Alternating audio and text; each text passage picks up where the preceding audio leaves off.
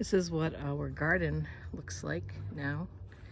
We have our cover crop of sweet potatoes, and they are in the morning glory family, and they just send out runners everywhere. But you don't want to leave your garden with nothing in it, or the bugs will get in it and infestation of certain things. So we've done that as a cover crop.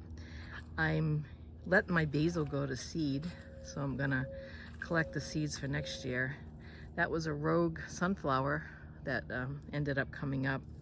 And the only other thing growing in here, which I don't really think it will produce anything, are these eggplants. So we have little bulbs, but I think it's just too hot. This is the middle of July, so this is what happens with your garden. You can only grow certain things here in Florida. The mango tree looks good. And here in the compost pile, we ended up throwing out a watermelon, and now we have watermelons everywhere, and we even have flowers. It's flowering. So we should get some watermelon out of that. Today's project, well, Sunday I am going to take all this basil over here and what I have left in the garden, make a pesto. So today's project is these strawberries. It is now putting out babies. So what you want to do is get free strawberries out of these. So I have these pots Jeff got ready for me, and I'm going to start rooting them. What you have to do is when they get long enough, you put them here into a container with dirt, and you don't want to go too high. And when this takes root, then you cut it off from the mother plant so you won't drain the energy. So you can get quite a few strawberries that way. So that's what we're gonna do. We're gonna have our strawberries ready to be able to make more. So what I've done is I've taken these runners and I've put them down with some wire to root.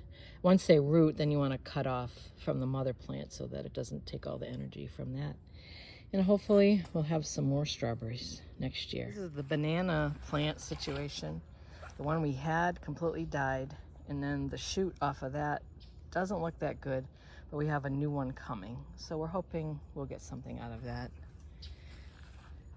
That's an interesting looking plant back there, but we don't really know quite what it is. Not sure.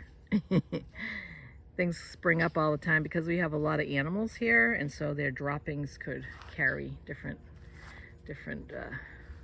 plants to us. And I'm really happy with my roses. Growing roses in Florida is a real challenge, but I'm really pleased. We left a lot of airspace around our roses, and I keep cutting them as soon as they bloom, and it's making for a very healthy plant, this one especially. So even though the flowers, if you leave them on here for more than a day, I like to cut them and bring them inside. They last better. But this is what happens with the rain here. So you just snip it off and another one will grow. So they've really been making me happy. And you know, not too much of a rust problem, which is, you're gonna have that with roses in Florida. It's just too much rain. They stay too wet, but they've been making me very happy.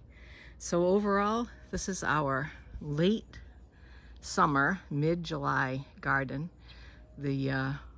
All of the fruit on the lemons and limes, the mango. This one over here is growing. We got not as many mangoes as normal this year. The papaya is looking good over there. The fig, we may end up with some good stuff. And then surprises. So thanks so much for watching. We hope that you subscribe and continue to tune into our channel.